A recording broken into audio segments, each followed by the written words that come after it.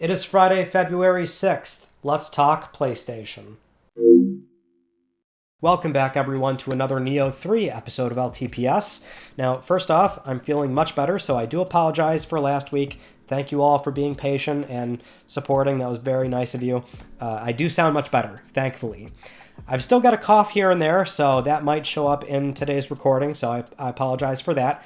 But there are still a lot of PlayStation news stories going over in the Sony landscape, so let's begin, as always, with our PS Plus reminder. The February PS Plus Essential lineup is live on PSN. Claim those games. And now going into our first news story, we have a very peculiar listing on the PlayStation Store for wallet credits.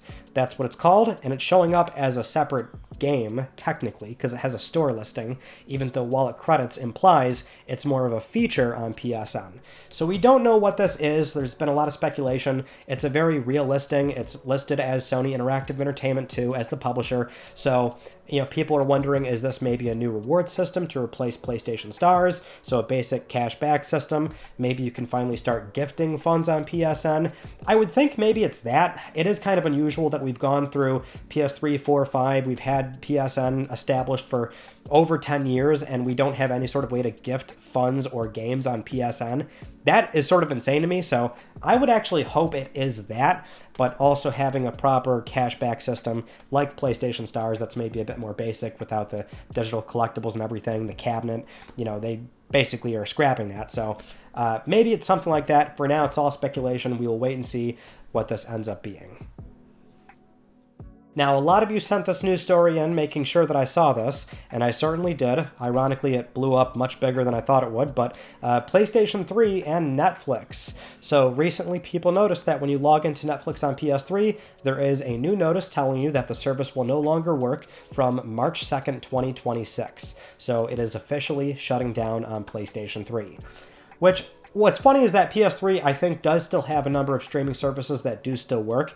I don't use them anymore, obviously, but I think for a lot of us, we did. That's always the really cool factoid, is that if you remember from around 2013, Sony confirmed, actually Mark Cerny themselves, during the PS4 presentation in New York in February, he said PS3 was the top platform for Netflix. So there was maybe a small period of time where PlayStation 3 was leading as the main platform for Netflix before smart TVs really took off and it was really unnecessary to have these set-top boxes, even though at that point the Fire Stick came in and stuff like that. But there was a small period where PS3 was the lead platform, and so yeah, now it's shutting down. I think PS3 too is one of the last, if not the last, legacy Netflix system that has 4:3 standard def.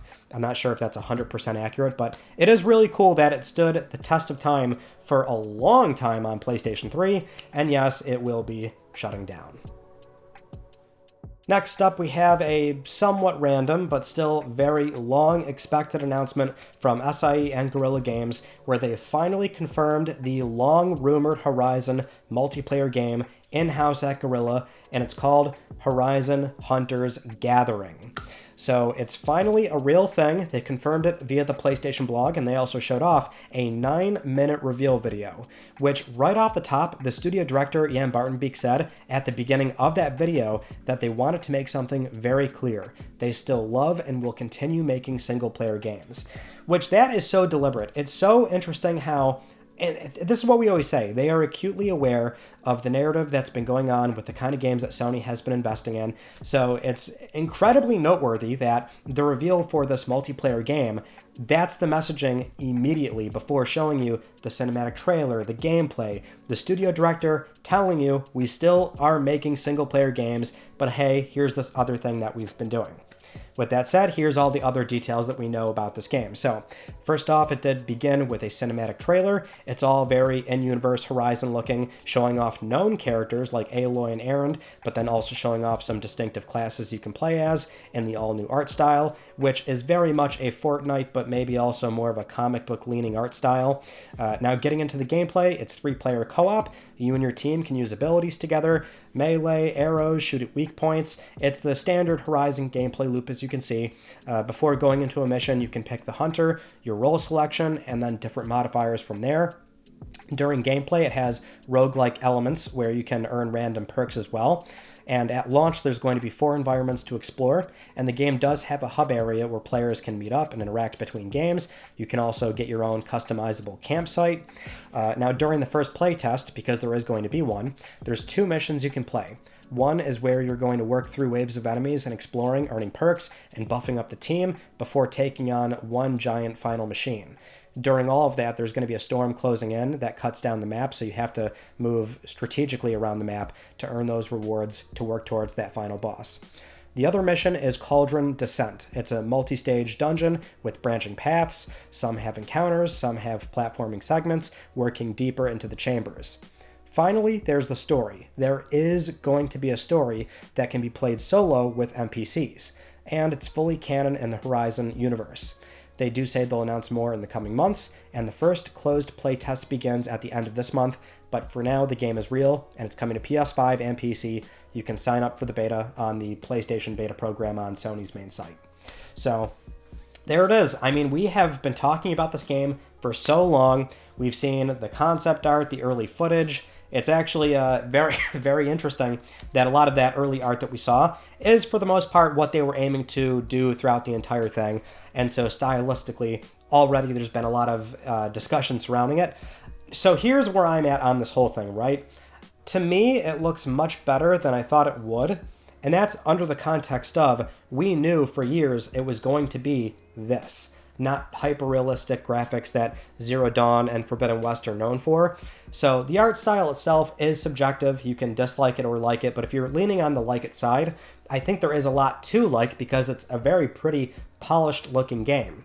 What makes this conversation awkward is that, at least from the presentation of how it looks, we have Steel Frontiers from NCSoft, the MMO, and that looks like it's from Guerrilla because it is the hyper-realistic look. But these are also 2 very different games. You know, that one is a massively multiplayer online game, leans, I would say, from what we've seen so far, more in the Monster Hunter gameplay loop, and then you've got PvP, PvE elements, PvPvE elements. This is, from what we're hearing so far, strictly a PvE experience, only 3 players, and then it's got all these different elements of a little bit of Fortnite, some roguelite. You do have the Monster Hunter stuff by getting towards a big enemy near the end, and there's a single-player campaign that you can actually go through, even though the experience is very clearly tailored to 3 players, because if you're doing single-player, you'll play with 2 other NPCs, but it's certainly very different. Excuse me. So, with that in mind, I don't hate it. In fact, the single-player portion, the fact that they also outline that really saved it for me. Because while I might have tried it with the full-on co-op experience, if I know I can play at my own leisure, at my own pace with NPCs, that might be a gameplay loop I'm totally fine with. I likely will still try it with people because that is where the fun really is supposed to derive from. But it doesn't sound bad to me at all. It's the kind of game where it very well may struggle to find a player base. You know, I think it's so easy to say, oh, if this game came out maybe a little bit after Zero Dawn, just based on time-wise, 2018, that would have been maybe far more advantageous, and it would maybe be able to find a consistent player pool. But it's funny how it seems a lot more conducive to a solo experience than maybe one would initially think. The beta's soon, so we'll get some hands-on stuff very soon from people that are playing the game, even if they're NDA'd and they're not supposed to. We'll still hear and see that stuff very likely. So I don't hate the game. It looks a lot better than I thought it would. It's just, of course, the conversation early on has not been very flattering to Guerrilla or the game itself, and in the face of Steel Frontiers, it looks very awkward. So the onus is on these studios to make these games fun and compelling and stand on their own. So we will see. I mean, this game has been in development for a long time at Guerrilla. I think it does look quite nice, and with the 9-minute presentation, that might telegraph why it's not showing up at the very expected next week's State of Play, because you might wonder why are they announcing it so randomly on a Thursday, but I think it would maybe be the better play to just let it stand on its own, just confirm it, get it out there, and here it is. In other PlayStation Studios live service news, we have some other items to address real quick. So with Helldivers 2, new Warbond available in the game right now. These are usually the bigger content drops, so if you've been out of the game for a little bit, now might be a good time to jump back in. With this Warbond, they're bringing back the tank from the original game, so the tank is certainly a dynamic that adds a lot to the gameplay. There's also some changes to weapon balancing. There's some new weapons that were also from the original game. Those are coming back. There's new cosmetics, and then there's the emotes and victory poses, which are now mostly interchangeable, so they were locked down for a little bit, but now they've kind of taken the rails off of that, so you can get a little bit more custom with your character. So again, just to call out, bigger content drop for Helldivers 2. Might be worth checking that out. Next up, we have Marathon, which at this point, it's only a month away, less than a month away, so the game is coming out very soon. We had this recent report from MP First, where they were basing this off a leak from X0X_leak. We're hearing that Marathon will have a ranked mode with 6 ranks total, possibly 7 tiers, ranking from Bronze, Silver, Gold, Platinum, Diamond, and Pinnacle. And there's going to be individual sub-ranks on all of those as you level up. The ranked rewards themselves have cosmetics and other things you can equip, and as for scoring in the game, you have to have a holotag equipped to score in a match. So just a basic rundown of what you're going to be working towards as you're playing and resolving matches throughout the game. So the basic bronze, silver, gold tier thing is pretty standard, I would say. It's always a matter of how rewarding that feels as you're ranking through those levels and those tiers, and how many cosmetics you do unlock and equip, and how personal you can really make your character. So at least from what we're hearing so far, it sounds like there is a decent amount that you will be able to engage with. Moving on to some Sony financials. That's right, it is that time yet again for Sony's fiscal year 2025 Q3 report. So this is for the last 3 months ending 2025 up to December 31st, 2025, and we have a lot of numbers for the PlayStation business. So for PlayStation 5 console sales, Sony sold 8 million units during the quarter. That's down from 9.5 last year, so 1.5 down, but that does bring Sony's worldwide total to 92.2 million. Now, for comparison's sake, on a launch-line basis with PS4 in the same time frame was at 94.3 million units. So still trailing PS4, but certainly not that far behind. The digital software versus physical games ratio was 76%, so staying pretty steady there compared to previous quarters, around that 70-ish%. Monthly active users hit a new high of 132 million users. Going into sales numbers, year-on-year sales was a 4% decrease, impacted by a decrease in unit sales of hardware. Operating income was a 19% increase, impacted positively by exchange rates, network services sales, and first-party game sales. The only negative was an increase in losses on hardware. Now, forecast on sales and operating income was revised 4% and 2% upward, respectively. A negative impact is a change on the release dates of first-party titles. Now, a few things to point out here, some key points. Sony says they've reached a record high this quarter for PlayStation Store revenue, and PS Plus contributed significantly to the results because more people are shifting to higher tiers. Speaking on memory prices, they did say they've secured a minimum quantity to get through the year-end selling season of fiscal year 2026. So they're saying they're in a good spot until December 2026. They also said that based on the current console cycle, that they can adjust flexibly, and to minimize impact, they will be prioritizing monetizing the existing install base. Now, another interesting fact is that Sony has now added an other software category. So before, they would lump this in with accessories and VR, but now sales of non-PlayStation console games have their own category. So sales on PC, Xbox, and Switch for this quarter was about 1.5% of total revenue. We can get a direct number from Sony, that's 1.5%, which it's good that we now have a direct number from Sony. We did have a story a while back, which was, I think it was an estimate at the time or something, but it was 1-2% or something of the entire PlayStation business. And I think there's been some new backtracking to come up with a number of like $2 billion of non-PlayStation console games being sold over Sony's multi-platform approach since 2022 or whatever the first PC release was. But accounting for all that, it's the same conversation I'm already seeing people have, which is that doesn't actually sound like a lot for the entire PlayStation revenue, especially when each quarter they make billions, so this seems like kind of a drop in the bucket.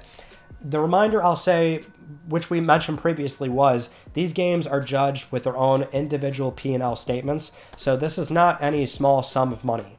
Porting costs are relatively small compared to establishing, making, and shipping the game, so each one of these games is always judged on that individual statement, and it's really important that these games get as much extra revenue as they conceivably can get. So it's not, I would argue it's not a small amount of money, and it does help the P&L for every game.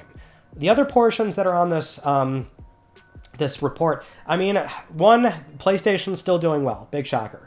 Still trailing a little bit behind PS4, whatever. The average selling price of these consoles are so much higher than PlayStation 4, and that's why Sony keeps saying this generation has been very profitable. But what's so noteworthy is that they are outlining some things that people hate to hear, but it's true, which is people are still continuing to shift off of Essential to Extra or Premium. They're not saying numbers for the entire PS Plus subscriber base. For a long time, it was like just nearly 50. Didn't ever really scratch 50, but it was always 48-something million, give or take. They're probably still in that same ballpark. It's just more and more people are seeing the benefits to subscribing to Extra or Premium. And that falls in line with their other expectation of how they want to monetize the existing install base more, and that's their way to navigate expensive prices for hardware. They already confirmed that, hey, we're basically good on memory prices for the next holiday season. So in theory, that does mean PlayStation 5 should not have an increase in price for at least this calendar year, which would be great for Grand Theft Auto 6, obviously. I think that's very important for Sony. But, it's quite noteworthy that they are really struggling to maintain decent margins on hardware, and they're calling them losses. So it's crazy to see how hardware pricing has been, but Sony's been navigating it, I would say, arguably pretty well. The console did go up in price, and that obviously sucks, but at least they still have some decent volume pricing and contracts in place to try and keep this stuff at bay for as long as they reasonably can.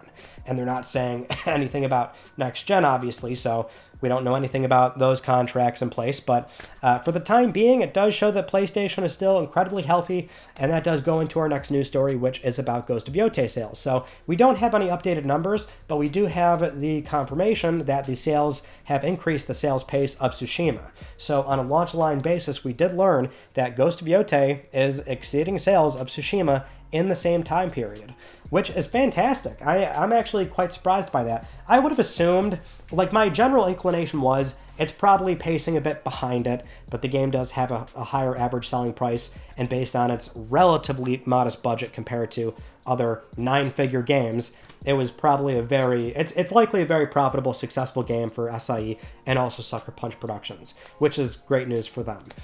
To see it actually doing better than Tsushima, it sounds like Yōtei has some decent sales legs, and that's before the inevitable PC release, Legends 2.0, so fantastic. Still working through my playthrough, loving it.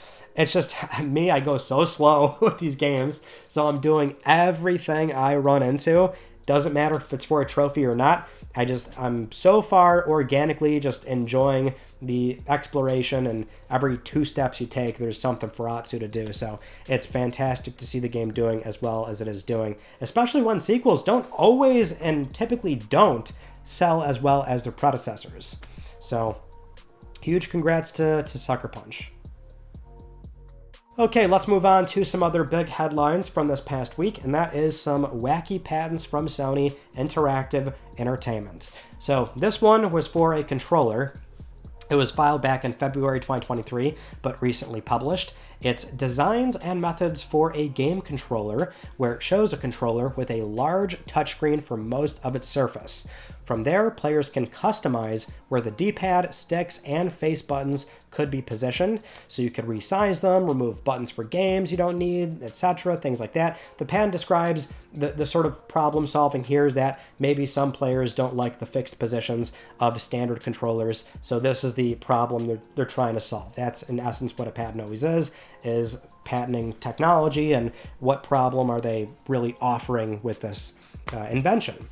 Having said that, you see this and you think, okay, this is one of those wacky patents. I don't see this becoming a commercial product, possibly ever. I don't know. You never say never, obviously, but this is one of those ones where it's like, really weird, absurd. I think we all know in real world terms, even with haptic feedback, that just sounds like a terrible experience. It sounds like an expensive controller. It just doesn't sound really all that practical, but it does sound like something that Sony would R&D, want to protect, and then never release.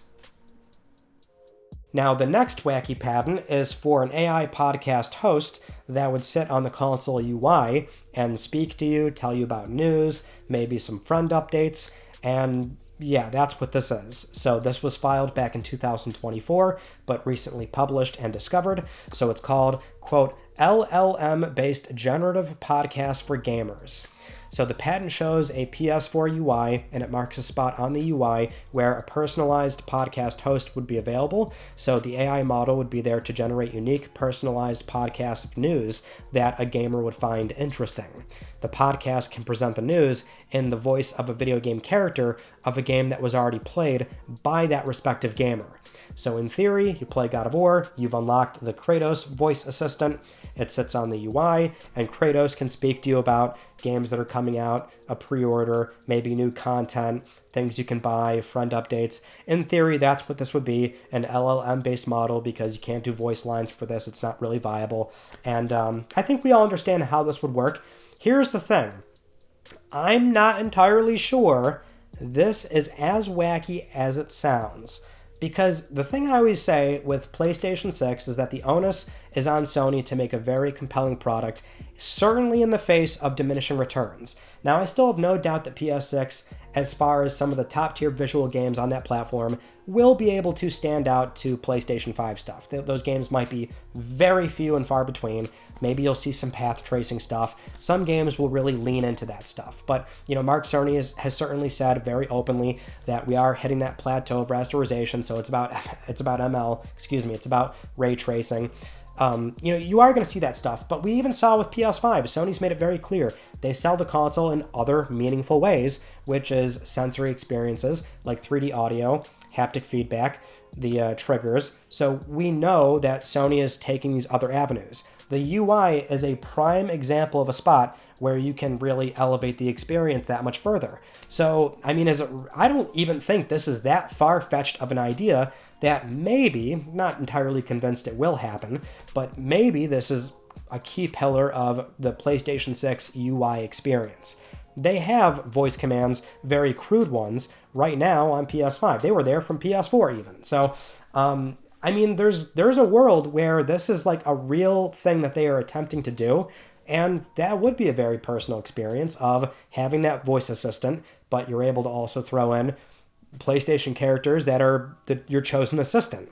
I don't think this is actually that wild of an idea. So, having said that, we'll see. I'm not, again, convinced it will happen, but this is not even nearly as wacky as the controller one or many other ones that we've discussed throughout the years of doing LTPS, because SIE definitely does patent some very weird things. All right, let's move on to some third-party news stories. We have a lot going on here. So first, we have this one that we missed from last week. Just barely it came out as I was editing LTPS, like the PS Portal OLED story. But this one is, yet again, another Chinese game, AAA title. Kind of came out of nowhere, but it's called Genigods Nezha. It's announced as a PS5 console exclusive. It's a new single-player action RPG described as, quote, a hardcore action role-playing game set against the chaotic backdrop of ancient Chinese Genesis mythology. You take on the role of the Spirit Pearl, the first life forged by Nua, the goddess of life, from earth, water, and fire, who is reincarnated as Nezha. Immerse yourself in iconic tales of Chinese Genesis mythology, battle against colossal gods, and master the one-of-a-kind combat of Chinese-style celestial showdowns. Now, the gameplay that we do have so far is of this boss fight, and there's no release window currently, but based on the press release, we do know the game is being built in UE5, and it's optimized for PlayStation in collaboration with Sony. So it's another example of Sony. We know they're scouting a lot of talent, and they are really getting in bed with a lot of Chinese studios. And so I'm not sure if this is going to be another case of like locked in marketing exclusivity and it's time for PS5. But we can see initially it's very much a Sony collaboration. in some way with funding. The contracts can always look very different. But another PS5 console exclusive out of China, and it's another action role-playing game. And I just said last week, the only problem with these games is that they can look very samey, and they're starting to blend together. This one does stand out a bit different, if only because the only footage we have has a different color palette where it's like all red in the scene. So, and it does look a little bit chaotic with a lot of the combos that can be tiered off. Seems like they're really chaining things together and even getting the boss up in the air. So, again, like once you're playing these games, they'll certainly feel more different to you. But from the outside looking in, that's where the games can appear very samey, and we're just seeing so many of them pop up left and right, and this is another one that we can keep our eyes out for. Next up, we have a rumor about Final Fantasy VII Remake Part 3, which was then somewhat corroborated by Square themselves. So initially, this began on Nate the Hate's channel, where they occasionally do a podcast episode discussing some predictions for the upcoming Nintendo Direct, and that already aired. But he did touch on Square's plans for the third entry of Final Fantasy VII Remake, and he did say that Square plans to reveal the third entry at Summer Game Fest in June. And he also said there's going to be no timed exclusivity for PlayStation. The game is going to launch day and date on everything, which the Nintendo Direct, as I just mentioned, aired yesterday, and Rebirth was confirmed for Switch 2 and Xbox coming June 3rd. But over on X, Hamaguchi-san said, quote, "This year we plan to share more updates on the Final Fantasy VII Remake project than ever before," end quote.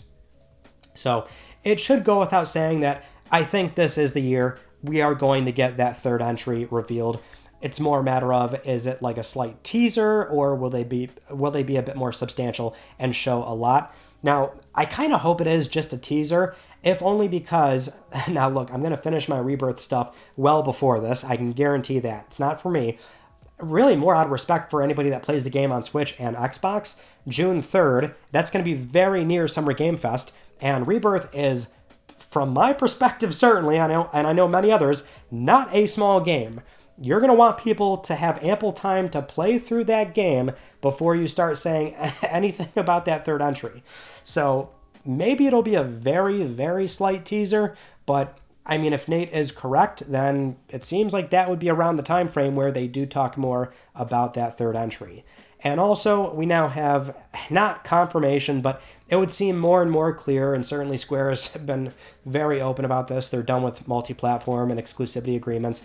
We just never knew that Sony, we don't know the nature of their contract that they had with Square way back when with Final Fantasy VII Remake. We knew initially it was 1 year. They must have amended that or signed on much longer, obviously, because it took quite a while for 7 Remake and Rebirth to eventually ship on other platforms. Although, in theory, we can see Rebirth on its own was a contract, and so now we know that 3 was never signed on. There's no long-term thing, and so I'm sure that will be confirmed, but for now, we can expect that that third entry will probably hear more news, and it won't be exclusive. Next up, we have some big Grand Theft Auto 6 news directly from Take-Two themselves, which is the game will have a physical at launch, and the marketing cycle will start this summer.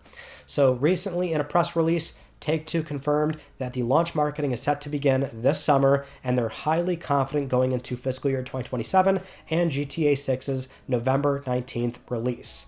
Which, in a follow-up to this news, IGN spoke with Take-Two's CEO, Strauss Zelnick, and he said he's feeling very good about the current date. Which he did say previously, but at the very minimum, they are talking about the marketing cycle, which is a very important part of this game. Now, he also spoke with Variety, and he was able to comment on the rumor about not launching without a disc, and he said, quote, "That's not the plan." Now, that's all he said, so there's nothing further beyond that, literally just one quote, "That's not the plan," to being asked about if it will or will not have a disc at launch, but that's definitive enough. So that's excellent news. I mean, I still would have waited anyway, wouldn't have been a problem to me, but it's good to know that day one you can buy that disc as an option and have ownership of the game. Now I just hope there's a proper 1.0 build on the disc, but this is also a game that will have many reprints, so I'm not really overly concerned about that. But hey, marketing cycle this summer, we got a disc, no better sources than Take-Two themselves, even though release timing, I mean, they're hard to take their word on that, but so far it does seem very encouraging. Moving on to some Xbox Game Studios news, and this is somewhat related to our previous story, which I'll explain why in a second.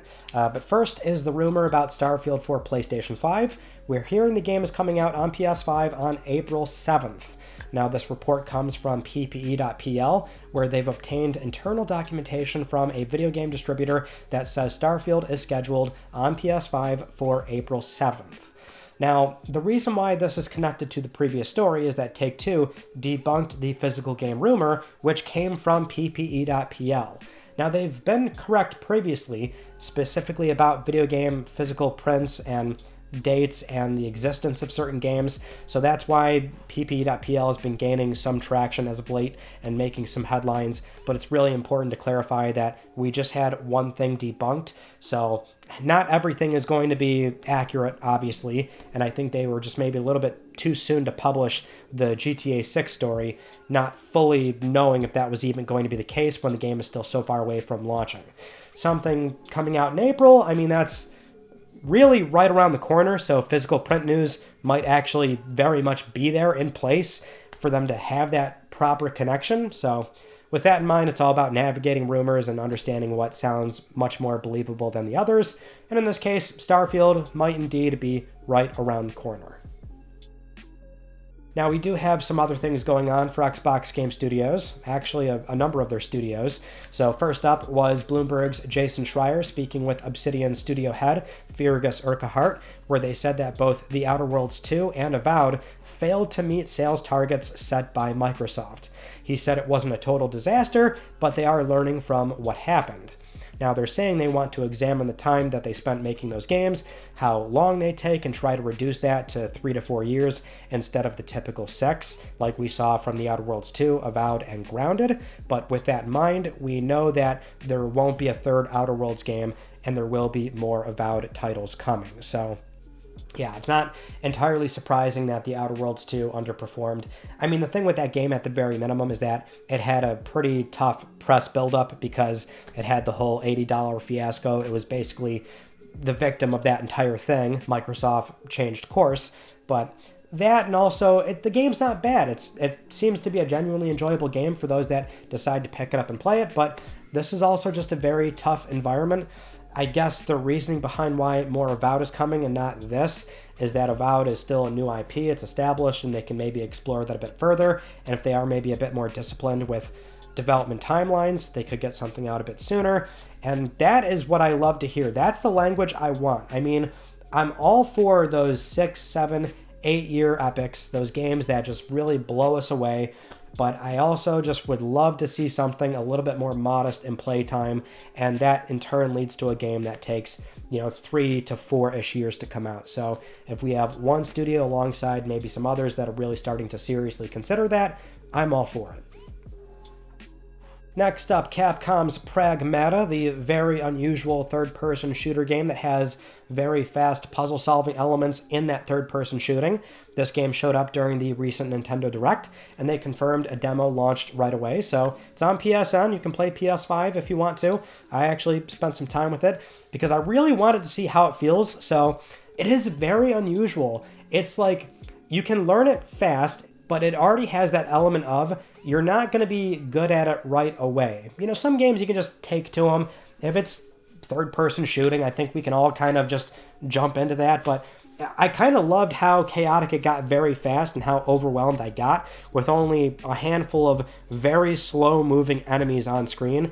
The way that Hugh moves, definitely a more sluggish, slow character. It's not really fast-paced or anything, but at the same time, it can feel a little bit frenetic when you do get a bit overwhelmed of, oh, there's 3 things here, and to reliably take things down fast, you have to do those quick puzzle-solving elements, and that culminated into the final boss fight where you can definitely move at a decent pace with the dodging, but it was fascinating. I think I like it. It's a very unique way to do combat, and I like that Capcom did it, and also that the game is actually going to ship and be a real thing, right? Because we were worried for a while that this game might be vaporware, but it is a product you can actually play, so I encourage you all to try it out. Next up, Crimson Desert has passed over 2 million wish lists. This was confirmed by the game's official account on X, and also the Pearl Best PR guy, Will Powers, did confirm with Dustin Legary that the game does have a PS5 Pro enhancement, and we also got a very thorough, gameplay deep dive as well. That was like right after LTPS 2 or somewhere around that time, very close. So this was a late story, but they showed a lot more of the game, how large, expansive, and open it is, and how much you can do.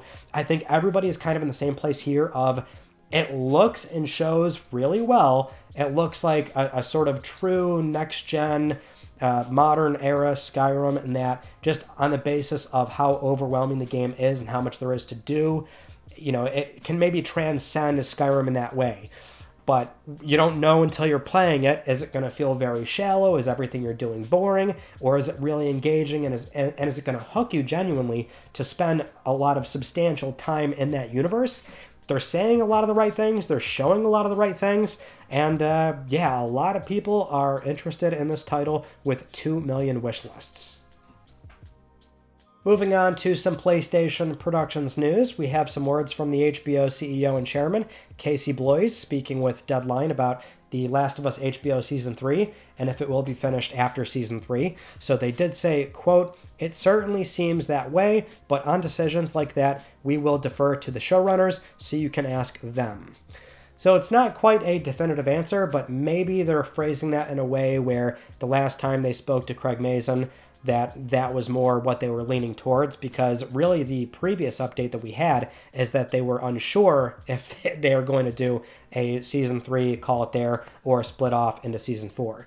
Which we've said before, I think there actually is upside to doing Season 4 because you can spend a lot more time in Santa Barbara, explore the Rattlers, do a lot more in that area for what is really a small segment in the game. I think you can do a Season 4.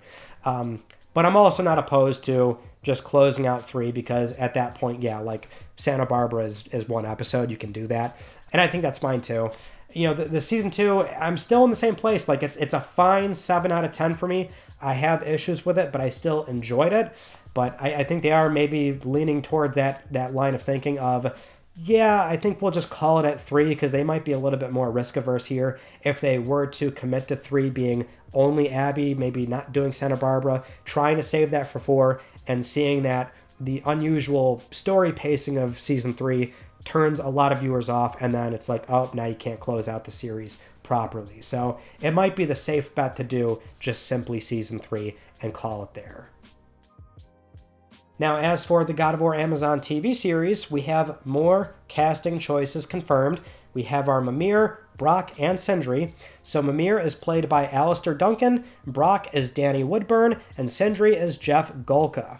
Now, Jeff, love it. I think they can do a great Brok and Sindri because the banter has to be there, and I think that's going to work. But what's really pertinent here, we have to admit, it's Alistair Duncan. If there was anybody out of this cast of characters that you really had to just do the same person again, it is Mimir. So I'm am I upset about Richard Schiff? Sure. If there's one person, this was it. Alistair Duncan is Mimir in the games. And he just has to be ahead, really. So, but he can look like Mimir anyway. Quite frankly, it's the storytelling. It's an iconic voice. I think it would actually be very hard for me to watch this show, and whoever did play Mimir in theory, if it wasn't Alistair Duncan, I think it would be very hard to sell that personality and that cadence and the way Mimir integrates into what eventually becomes a family. So, love it. I think they're nailing the casting, dude. I did not think I'd be excited about the TV series because I was always saying, give me a movie. But now, they're winning me over with the casting. So, maybe we'll get more choices revealed soon, but so far they're nailing it.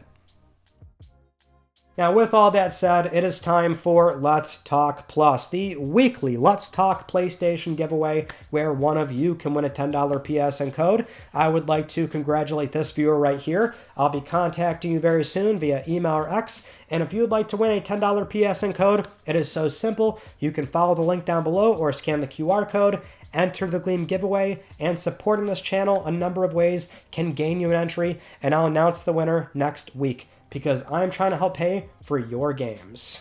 Those are all the stories from this past week that I wanted to talk about with you all. And our Tuesday video was, I mostly kept my composure the entire thing. Our Tuesday video was more PS2 memory cards, exploring them. I bought 12 used ones on eBay, so we load them up, check them out, load those save files as well. We did the whole thing as we normally do. This coming Tuesday, probably another video, but if we expect that it will be the state of play next week, then you can probably also expect on Thursday. I will try to get up reactions as fast as I reasonably can, and then me and John will do a live Click R3 that night as well, so you can just stay tuned to the Spawncast channel and also me and John's Twitter accounts, and we'll be able to let you know about when it goes live, probably later in the evening, like around 9 p.m. EST is when or Eastern time is when we normally record, but that is pretty much it. So that concludes this week's episode of Let's Talk PlayStation. I'm Ryan Benecki. Thank you all so much for talking with me, and I will see you all next Friday.